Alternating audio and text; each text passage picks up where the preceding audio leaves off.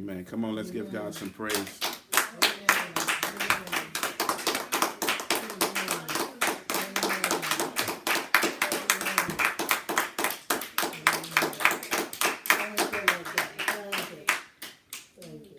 You may be seated.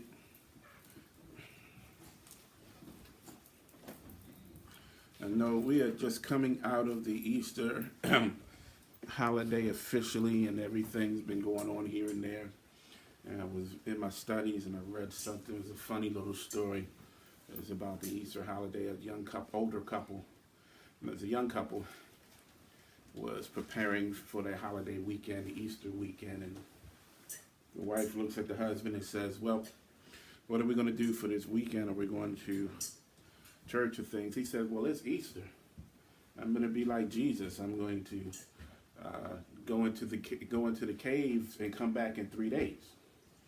So he's telling her, he says, "I'm going out of town. I'll be back in 3 days, just like Jesus did."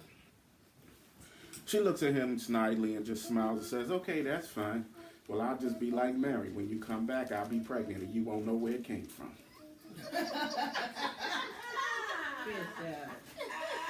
Good job. So if you have your Bibles, open up with me to Daniel chapter 1, verse 6. Give it to Grandma. So Daniel chapter 1, verse 6. And we're going to be brief today. We want to celebrate the great works that's happening around in the midst of God's kingdom today. We pray for those who are living the authentic life and journeying through that joy of change. Daniel chapter 1, verse 6 says, "Among those were chosen were some from Judah: Daniel, Hananiah, Mishael, and Azariah. The chief official gave them new names. To Daniel, the name Belteshazzar; to Hananiah, Shadrach; to Mishael, Meshach; and to Azariah, Abednego." Now, I'm going to jump over. You can stay right where you are. I'm going to jump over to Daniel 3, verse 28 to 29. Nebuchadnezzar spoke, saying, "Blessed be the God of Shadrach, Meshach, and Abednego, who sent his angels and delivered his servants who trusted in him, and they have frustrated the king's word, yielded their bodies that they should not serve nor worship any god except their own.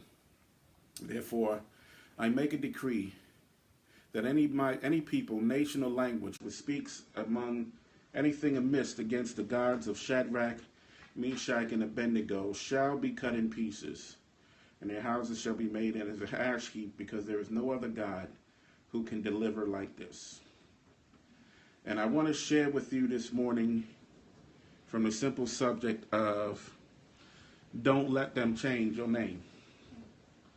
Don't let them change your name. Greetings to those on our internet radio and greetings to those in our Periscope community as we go forward. Again, Daniel 1, verses 6 through 7.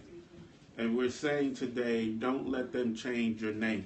I want to give you some background as to why this was led to this. When we look at this story, we always hear about the story of Shadrach, Meshach, and Abednego. We always hear about how Nebuchadnezzar was told that they refused to worship his gods, and he made a clear threat to them. Now, was the fourth there was Daniel, but we'll get into that on another day.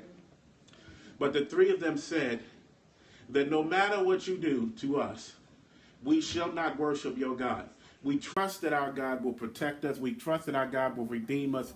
We trust that our God will restore us. But if he does not, we'll go to our graves still worshiping our God. So we find that Nebuchadnezzar is not happy at their response, and he takes them and puts them in a furnace that is so hot that the guards that took them in were actually consumed by the fire themselves. And as Nebuchadnezzar is witnessing this, he sees something in the flames. He doesn't see 3, he sees 4. And he is so amazed by this because after a while, he says, "Bring them out." And what happens is they walk out of the furnace unsinged and untouched by the flames. Nebuchadnezzar is confused by this, and he looks at his guards and says to them, did you see what I saw? And they said, what are you talking about? He says, I saw 4 people. I didn't see 3. I saw 4 people, and I'm trying to understand what I had witnessed. And at that point, he had a revelation that the God in whom they serve is who protected them. And he put out a decree, as we read in chapter 3 here, that no one shall ever say anything against them, or never will say anything against them, or say anything beyond them. He protected them. But the funny thing about it is that all of this came down from a perception of a name. You see, we see in the very beginning when they were put into captivity, he had called for those 3 and Daniel to serve in his throne, in his kingdom, in the governance of it. But in order to do that, he had to make some major changes in there. And the first thing he did was change their name.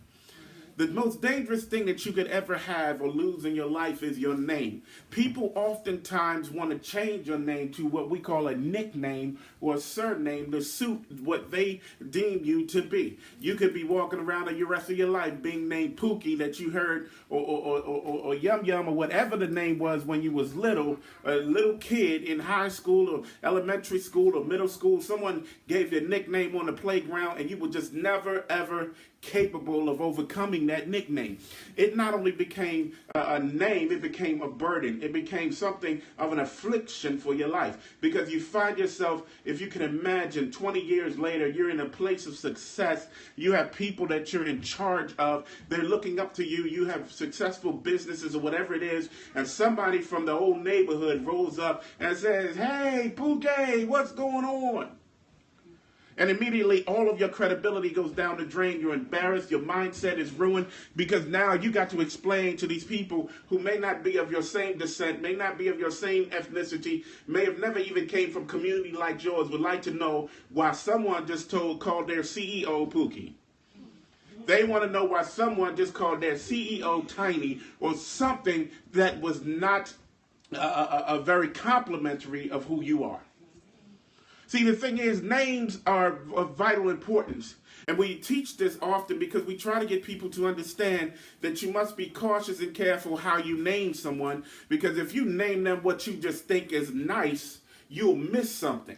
There's a purpose behind our names. The first thing God gives us after life is a name. And he gives it in the discerning mindset of the people who are sitting there, and they say, the nurse says to them, well, what is their name? And they've been dwelling on this for 9 months. They've been dwelling on this for a season, because they've been trying to figure out, what name shall I give to my child? Some give a name that is an inheritance. Some give it a name that is a legacy. Some give it a name because they want them to carry on the work of who their father is. So they give them junior or second or third or senior. They give them something that they can live up to. But at the end of the day, the thing that they can never and should never lose is their name.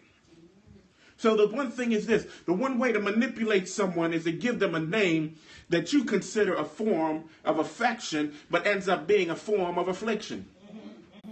You giving them a name because you think. I find this interesting, because even as I'm walking in ministry and I hear young people, and I mean young guys, they just get their license in ministry, so technically by title they're a minister. But people come up to them and say, preacher, bishop, pastor, apostle, and they giving them names that they no way near, and they say, well, I'm just speaking it into existence. But what you're doing is you're causing them to be afflicted by a title they didn't earn. And you're putting them in a position where now they have to explain why someone is calling them bishop in public, around people who are walking in that posture already. Because what happens is, when people do that, if you have not corrected it when it started, what you are now doing is allowing them to put you in a place that questions your humility. Because no one will ever reply to them when they say that publicly, but yet you have to explain to someone else who you are under authority of why someone is calling you a position higher than them. Your pastor wants to know why they calling you bishop. The pastor wants to know why they calling you overseer. The pastor wants to know why they calling you something as if you are in charge over them. And it's nothing about them being concerned, nothing about them being embarrassed, nothing about their self-esteem. It's about trying to help you to understand that what they're calling you in that season is not what God called you to be. See, you've got to watch out for people that want to put their own level of prophecy on you and prophesy something over your life that God ain't never called you to. That's because they got some level of discernment. It's something they want to see, or maybe it's something that God has spoken to them about their own life, but they refuse to receive it. They want to pass the buck. Oh, I'm going to go there this morning. Because a name is more greater than anything you could ever carry. And the one thing that I found, that the only time the name was of great importance that was changed was only changed by the hand of God, the voice of God, and no one else. So when people try to change your name, they're not doing it because they believe in you. They're doing it because they want to deceive you and tear you down. So we must realize and recognize that there is a difference when God changes your name and someone else's does.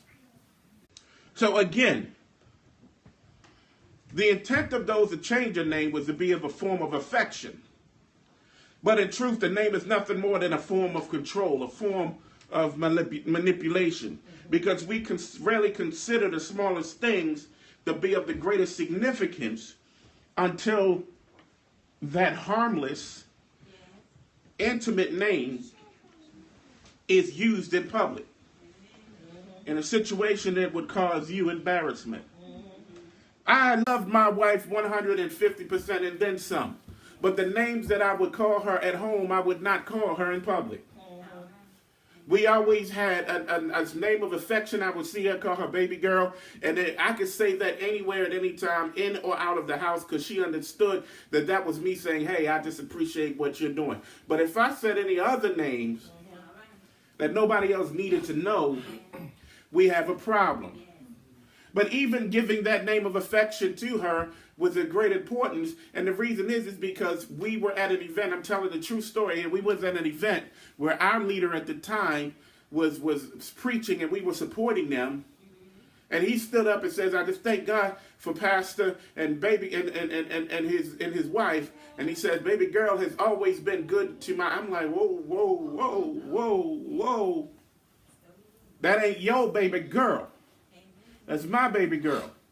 Now, you confused. See, a part of me wanted to stand up and be like Samson and get that jawbone. Because I'm like, okay, you could call her anything, but don't call her something that only her spouse should call her. Now, mind you, I wasn't concerned about him, having a chance with her, trust me, because, he didn't like those type of people, as we found out later in the day. But what I'm saying to you is the fact that they tried to be put in a position that wasn't theirs.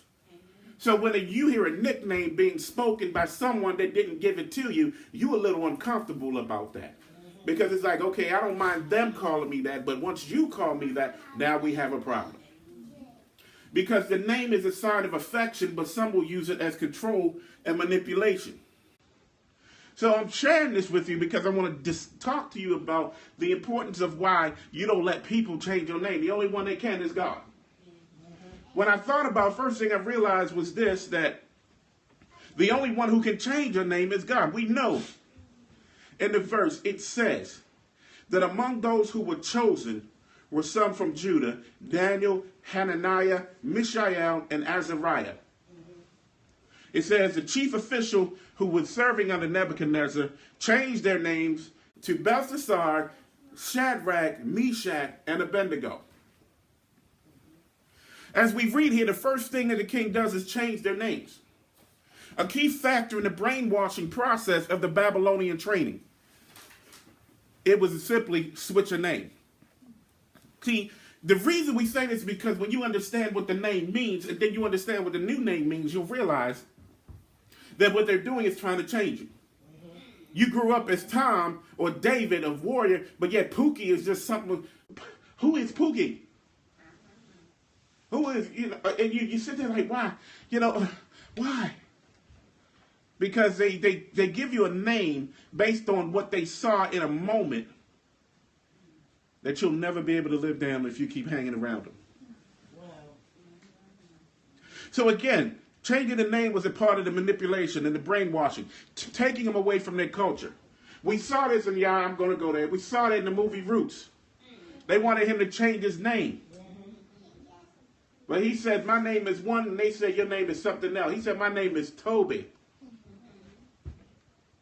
And they wanted to change his name. They whipped him until he accepted the name. But he said, if you watched it, the older version or the newer version, either one, if you watch it long enough, you'll hear him say that I accepted the name to live, but the name I was born with never died. So even though he walked around as Toby, he lived as Kunta. Y'all know. Okay, I'm trying to help y'all. So the thing about it is, this is brainwashing. And let me show you why. Because I said it's all about the meaning of the name. Daniel, the name that God gave him, means God is my judge. But Nebuchadnezzar changed it to Belshazzar, which means Bel, protect the king, which means protect his king, his God. Hananiah meant the Lord is gracious, but they changed the Shadrach, which meant the commander of Aku, which is their God. Y'all ain't hear me. Hananiah meant the Lord is gracious, but they changed it. Mishael means who is like the Lord. But the name was changed to Meshach. It was who is like Aku. Y'all ain't hear me. And Azariah, which the Lord is my helper, but became Abednego, which meant servant of Nego. Everything they had done in their name had changed it to be something focused towards their beliefs, focused towards their God, focused towards who they wanted him to be instead of who they should have been. And at the end of the day, they never realized that it was just simply control and manipulation. Because once they changed their name, they had him. It was like we grew up in a community where people had an understanding that some jobs they changed their name. A lot of my friends that I went up to school with, I'd run across them in a store and they say, "Hey, how's things going? They good." And all of a sudden, somebody walk up and call them by their stripper name. Y'all ain't understanding. They call them by their stripper name. They say, "Well, I know them by this name." And you look at them like, "Oh, okay, you a stripper." And it's like, you don't look down at them. You're just shocked that they went that way. But the thing about it is they're like, well, it's just the way to make a living. But my question was this. Why work a job where you got to change your name? Why work a job where you're afraid to put your own name out there publicly? If you are not ashamed of what you're doing, why are you taking on another name? Why are you hiding your identity? The only time the name has ever been changed in protection is witness protection. But I don't see the feds at the stripper joint unless they throwing ones. So you done got you a job where you got to change your name. You know, and it was in music. Beyonce was Sasha Fierce. That was my alter ego. That was another name. You live up to Beyonce first. Because now we don't know who we dealing with, Beyonce or Sasha Fierce. It's a persona that they take on. I'm like, I need a job where my name is more important. Oh, God, y'all ain't listening here. So here we have Nebuchadnezzar changing their names and changing, knowing that they were gods of, they were servants of God, and God is their helper, and God is gracious, and he's changing them, saying, no, you serving this God, and you're going to be after this God and that God. None of them talking about the God they serve. So by living in such captivity, they had to accept the name, but they didn't have to embrace the name. Oh, let me help you out. So you can accept the name they give you. You don't have to embrace it. What does that mean? Let them say it. But you don't have to live what they expect the name to be. See, once you embrace the name, then you are the name. Oh, man. Yeah. I don't think anyone realized that the family didn't if you check the birth certificate, little Yachty ain't his name. That's right.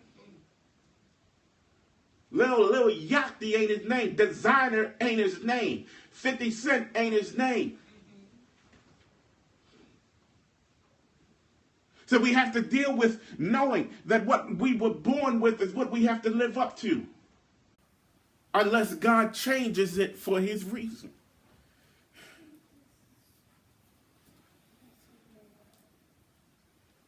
We have to look at it as this way that each name was given was not far off from the original names. but change just enough to give the perception that they are worshiping a God that is not theirs. We have so many doing this on the very same day, taking on names and titles that will pull them away from the God they serve. But the one thing I find amazing about this is that the names are never changed by the person who has to wear it. The names are always changed by someone trying to control and manipulate them. In this day and age, we call them titles. I'll leave that alone. We call them titles. My thought for you today is simple. Don't let anyone change the name that God has given you, including you. With all the title chasing and positions seeking people in this world, a name change is just another form of manipulation and a form of control. While we know that when another person gives you a name, it is intended to derail your progress. But how many know that when you take on a name, a title, a surname, a position that is not yours, you are attempting to change people's perception of you? Because one thing is clear. You can change your name, but you cannot change your destiny. And the destiny starts with the name you were given. We see it because Shadrach, Meshach, and Abednego was put in the fire. Shadrach, Meshach, and Abednego was put in the fire. But Hananiah, Mishael, and Azariah came out. Because God didn't protect Shadrach, Meshach, and Abednego, because these were gods that he didn't recognize. He protected Mishael, Hananiah, and Azariah. He protected those who were his helper, those who were his grace, those who were just like him. He protected those who had the name of God already on them, a destiny attached to it. So even though they was in the fire, they weren't consumed. But Shadrach, Meshach, and Abednego sure as heck was gone. And that's why Nebuchadnezzar was confused when he looked in the fire, because he couldn't recognize that the ones that were in there were originals. See.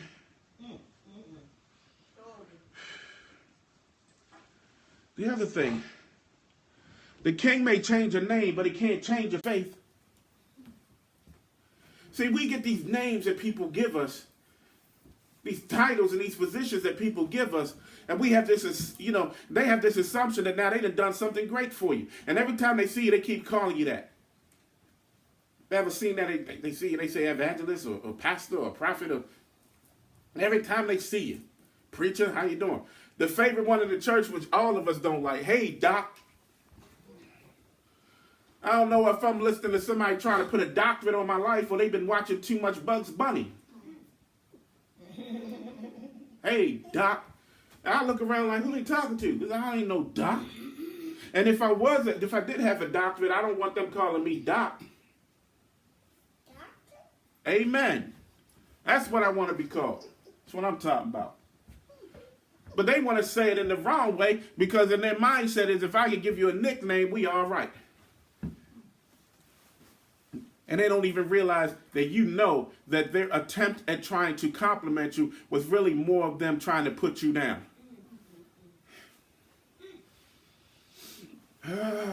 Tell somebody, don't change my name. Don't change my name. See, just because your name is changed shouldn't change you. Hananiah, Mishael, and Azariah had their names changed by the king Nebuchadnezzar, but it was simply something that they allowed for the sake of the bondage that they were in. See, when we're in bondage, things change for us. When we're in bondage, we find ourselves in situations where we don't recognize who we are. So it's not until we start embracing the truth of a matter and look in the mirror and find ourselves again that we can start changing who we were. Bondage is what keeps us in that position. Bondage is what shackles us up and changes us from being free to felon. Bondage is what takes us from being Kunta to Toby. Bondage is what takes us from being Azariah to Abednego. Bondage is what takes us from one to another. Some bondage we put on ourselves, some others put on, because we want to fit in, we want to be suitable, we want to be accepted by the people around us without realizing that our compromise is doing more than just compromising our situation or position, it's compromising our identity. That's why it's dangerous when people get married so they can change the other. Uh-oh. I married him so he would change. Well, how'd that work out for you? Because the only one changed was you. Because the one that they're trying to change accepted who they were in the marriage and out. They was going to be the same no matter how it worked. They just married somebody that thought that a ring would change them. You know what I'm saying? What'd she say? If you like it, put a ring on it. How about if we're compatible, I'll put a ring on it. If I'm only putting a ring on it because I liked it, then guess what? I'm missing out on something. Because that's all I'm looking at. I'm hearing a name. Oh, this is Beyonce. This is Prince. This is Michael. This is Janet. I'm marrying a persona. I'm not marrying a person. I'm marrying a name. I'm marrying a company. I'm not marrying a person.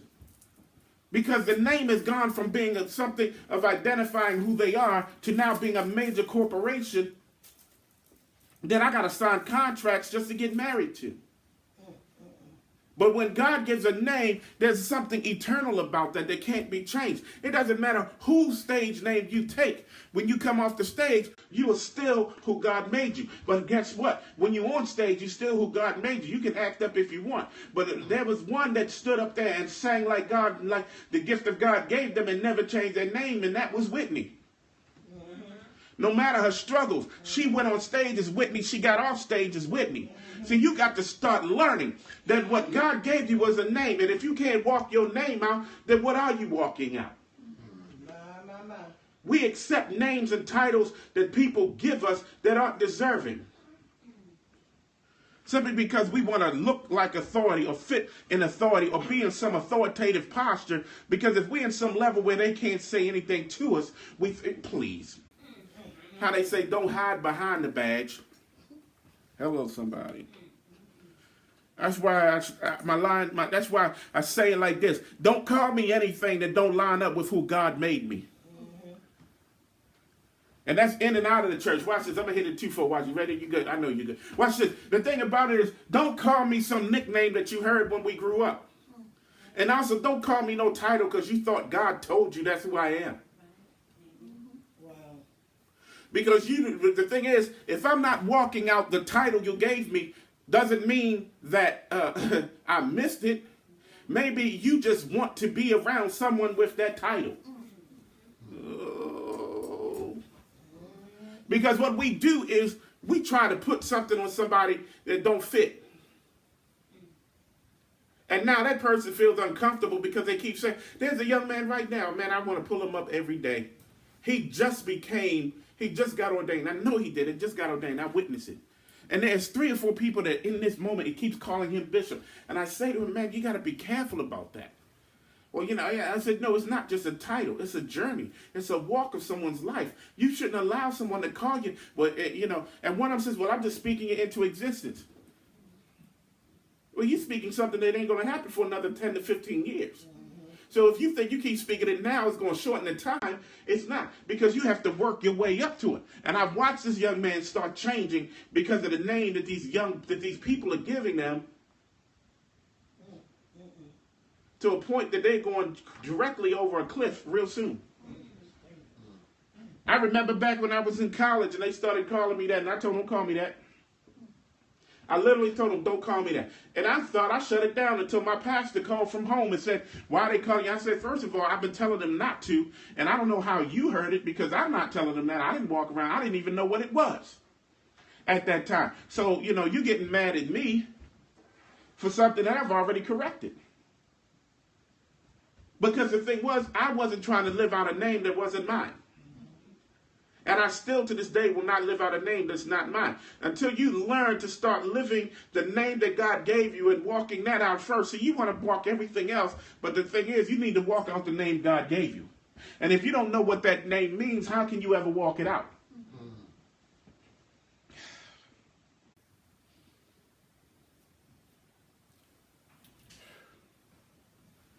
You will never understand it. If you don't understand if you don't understand what Hananiah meant, if you don't understand what Mishael meant. See, if you notice in the scripture, watch this.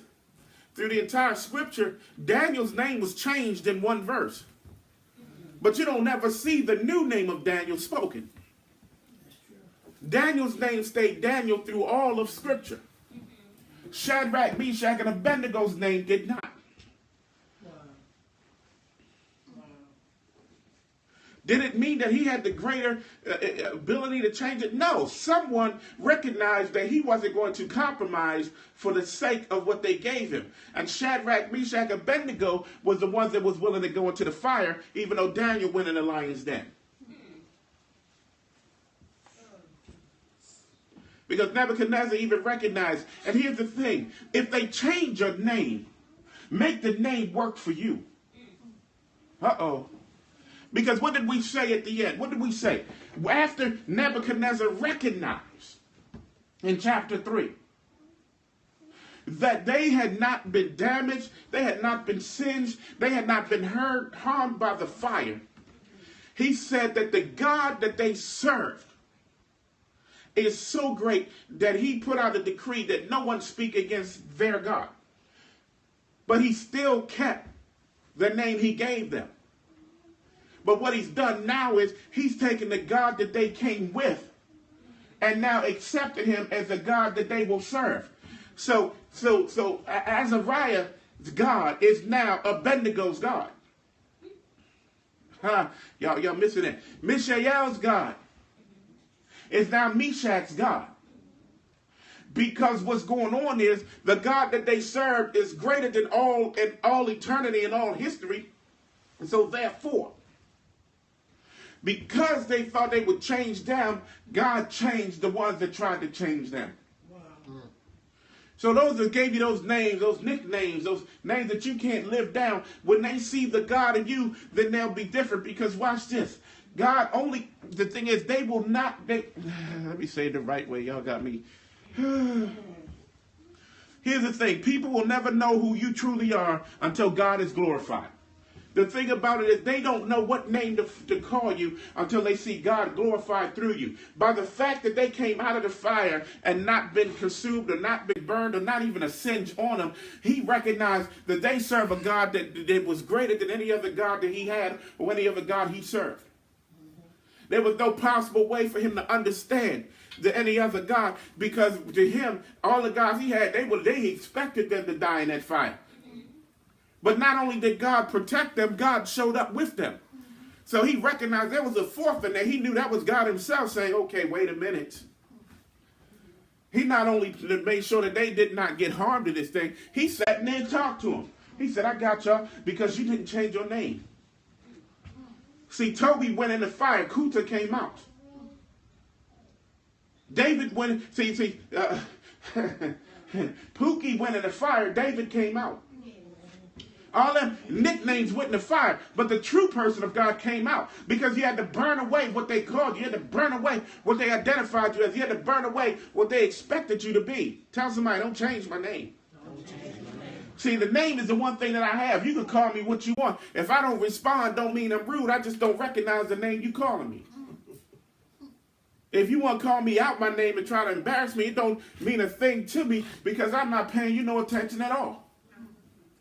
I can remember times when people try to play me from a little kid on up with a nickname. And I look at them like, man, that wasn't even a nickname I had. But that was a nickname they thought they could put on me because to their day, it's what they saw. And I looked at them and said, oh, okay, let you go ahead, you know. Oh, you ain't upset for what? It's a name that you gave me. I don't answer to it. Nothing worse than having somebody yelling across the room at you 20 or 30 times that name and you don't respond. Who's embarrassed? People stand there and you like, man, is they calling you? I don't know who. You turn around like, no, I don't know who they are. I thought they was calling you. They're not calling me. And then they won't come over there because they already been embarrassed by calling you 20 or 30 times. That ever happened to you? Didn't happen to me. I've seen it happen. But did it happen to you? Because you sit there like, yeah, you know, you said, and all the background like, Pookie! Hey, Pookie! Pookie! Pookie! Hey, Pookie! And the whole time you like, And they like, are they talking to you? Who? Yo, Pookie, no, they ain't talking to me. Then they try to get you, hey, Pookie, it's me from the hood. Pookie! And the whole time you sitting there like, man, you gonna wait them out. Because at the end of the day, what they're doing is they're trying to embarrass you, even though they know your name. When people give you a name that is not suitable for who you are, it's control. Because every time your name is spoken, that's authority that's released in the atmosphere. So if they speak your name, they're acknowledging the authority that you walk in. But if they speak a nickname, they ain't acknowledging you. They're acknowledging the nickname.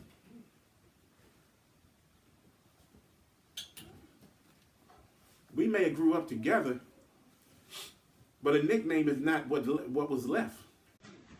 I don't see anybody calling Bill Gates any other thing other than Bill Gates. And if it is somebody that has a nickname for him, I guarantee you they're not doing it publicly.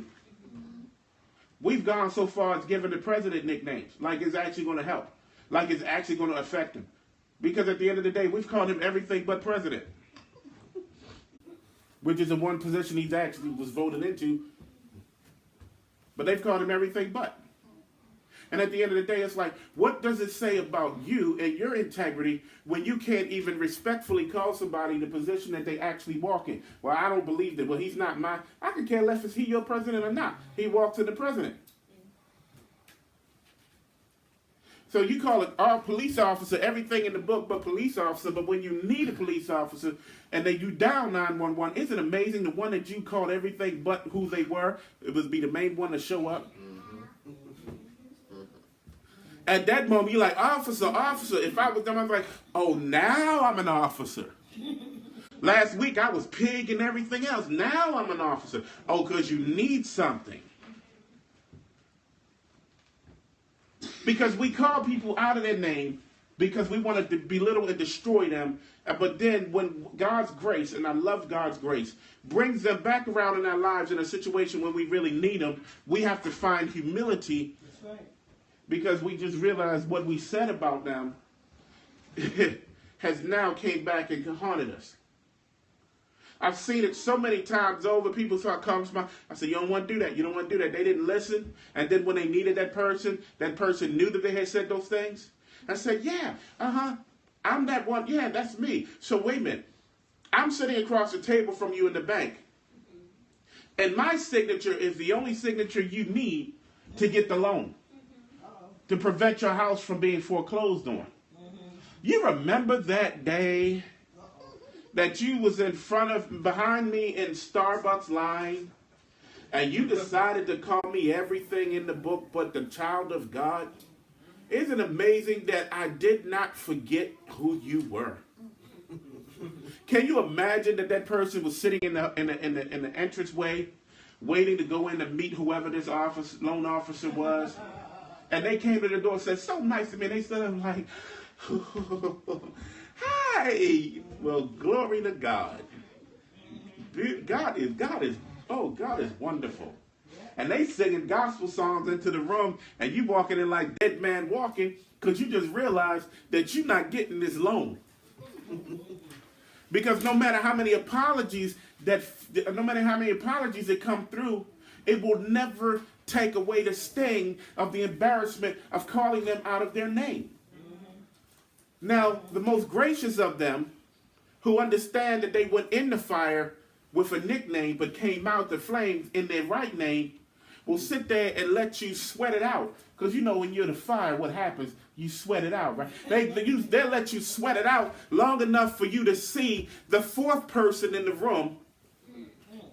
And when they start saying that you weren't what they thought you were, and then you give them time to process beyond their need so that they can actually see you as a human being, then you say, now, you know, by right, I could easily find a reason to deny your loan. I can look on this paperwork and I can sit here and say, you know, you're just too close to that line of rejection that we consider. There are certain things that you don't have here that you really need. You know, I could just easily just hit deny on this loan, especially when all I was trying to do was get a cup of coffee. So then they slide the Starbucks cup right in front of you, and start stirring it and saying, so when I'm looking over this application, my mindset is to ask you certain questions about, well, why do you need this wrong? Because see, here's the thing. Nothing worse than having to explain yourself in front of people that you've already tried to play that you were better than them. So you was in the line acting all uppity, but now you're in front of them and all your personal information is on a form in front of them and your credit history and your all that. So they know it. And they say, but you was talking about you in a Bentley. And I said, well, where's the Bentley? So you've been unemployed how long? So the whole time you said like, well, yeah, because you gave them a name that they didn't deserve. See, the intent of the name is to give God the glory, not you. So when people try to tear your name down or change your name, they try to remove the God's glory from your life. But when you stand in the name, even when they call you everything but it, when you stand in the name, eventually the name has to come out. And once the name comes out, then they begin to realize the difference. The amazing thing about it, I shared with people so oftentimes in training and ministry. I tell them I never, ever told anybody that I was a bishop. They just saw it and spoke it after my consecration, and that's all they would acknowledge me as. I never told them that's what I was. Because at some point, God's grace and God's glory will end up glorifying in your life and illuminating and seeing the truth of the matter. So God didn't change my name. He added to it. Oh, y'all missing it. He didn't change my name. He added to it. He said glory to glory to glory. Each time he adds to your name becomes glorified because he's glorified. But at the moment that someone else tries to give you a surname, a nickname, or a name that don't suit up to what you are, they're trying to take the glory from God about who you are. But when you stand steadfast and unmovable and always abounding in his word, you can be manifested in your mindset and convinced to know that you can try to change my name, but I know what I was born with. So I'm going to walk into the fire as Abednego, but I'm coming out as Uriah. I'm going to walk in the fire as Pookie, but I'm going to come out as David. I'm going to walk in the fire as whatever name you call me, but I'm going to come out as the bishop because God has given me a name that cannot be changed by your lack of understanding, your attempt at manipulation, or your failed ability at control. God is the only one that given me my name, and God is the only one that can change it. Say to them, don't tell me who you think I am. Tell me who you see.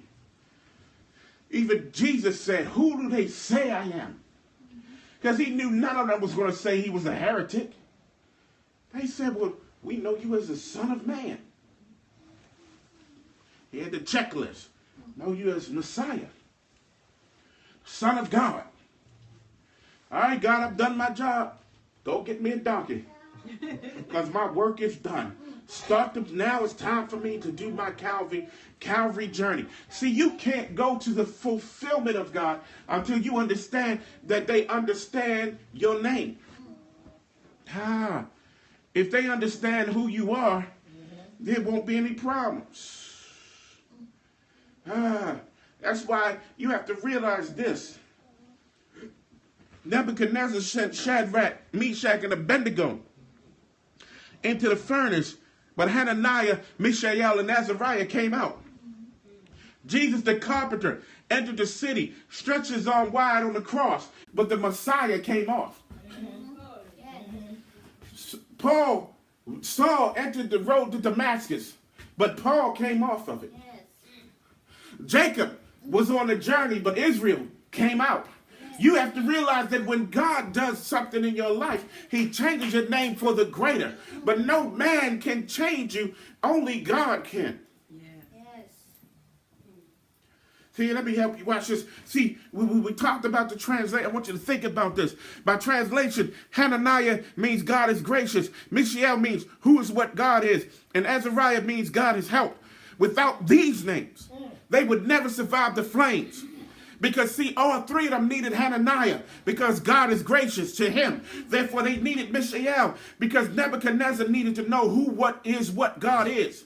And then they needed Abednego. They needed Azariah because God will help. There is nothing more they needed than their names, for their names protected them.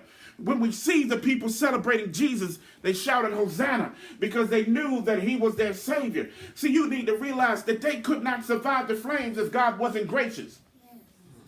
They couldn't come out unsinged if they didn't know who God was. And they couldn't be in the safety of his arms if God was not their helper. So no matter what Nebuchadnezzar gave them, they walked in with the authority and the power of their name, and grace was sufficient. And because they was, he said, his name says, who is like God? So Nebuchadnezzar was putting God in the flames. God said, I'm not being burnt by anything man could make. So if this young man is named who is like God, and I let him die in this place, then I am proving to Nebuchadnezzar his God is greater than mine. Oh, I can't allow him to assume that he can destroy me. So come out the flames and watch this. I'm going to not only do that, I'm going to help you. I'm going to make sure you come out as if you was in a cool place. They're not even going to see an inch of singe on you. And better yet, I'm going to be gracious because I'm going to send my son to talk to you while you in there. Say, you know, y'all going to be all right. And when we come out of here, we're going to read this because y'all don't get what's going on here. I got you on this situation. Don't even worry about it because we about to change his mindset. And when Nebuchadnezzar saw what he saw and he came out of there and was like, Harper, who them people? Because he realized that it wasn't Shadrach, Meshach, and Abednego that was there. It was Mishael, Azariah. And they came out and said, now what you going to do? They ain't even have to brush their shoulders off because they didn't have any soot on them. That's why you don't let anybody change your name. You stand on the name that God gave you. You walk out the name God has promised you. You walk on the authority of the name that God has given unto you. And you stand convicted of the fact that no matter what they try to make you, no matter what they try to call you, no matter what they try to define you as, nothing can change it but your name. Tell somebody, don't change my name. Say, call me by my name. I remember... I love the Eddie Murphy movie. He says, if they called him Joe, I'm going to, if his mama named him Joe, I'm going to call him Joe.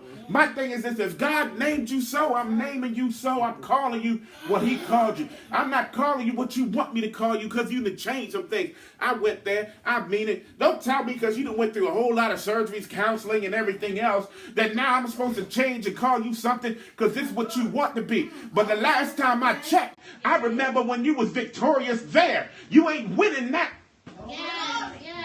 Don't have me call you a name that is an identifier of defeat. I'm going to call you the name of victory because your victories occurred before you changed. Oh my, and the name that you was born with had victory attached to it. I don't care what surgeries or whatever happened or whoever manipulated you to think that you needed to change all that. I don't care what was trapped on the inside. All I know was you was victorious with the name you was born with, and that's the only name I'm going to call you. You can show up to me any old kind of way you want to, but I'm still going to call you what you want. You can walk in my door and tell me your name is Tina, but I knew you was Tom, and I'm going to call you Tom from day till the day left. If you don't like it, that's on you, because I'm only going to call you a name that I know was victorious. If you say, oh, he hating, I'm not hating, I'm just identifying what I know.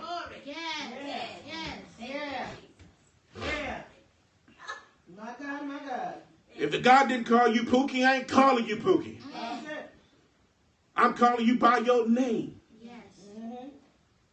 Because the only thing that God ever gave you that was worth anything was your name. And I don't care how hard you work to change it and say that's not who I am. How is it not who you are? How is it that you can take advantage of the name and win and be victorious and be successful in that name and wake up one day and say it's all a lie? Am I confused? So all the success that came with the name you was walking in wasn't true. If that's the case, then give the success back. Give the victories back. If it was all a lie, did you cheat? Because I like to know how. Y'all know what I'm how.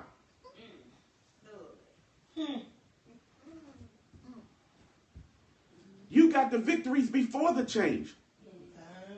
You're not like some of them that get the victories afterwards and say, only God can do it. God didn't do that. The doctor did. We have to first walk out who we are before we try to be who we're not. I'm going to leave it there. Everybody stand on your feet. I'm going to leave it there.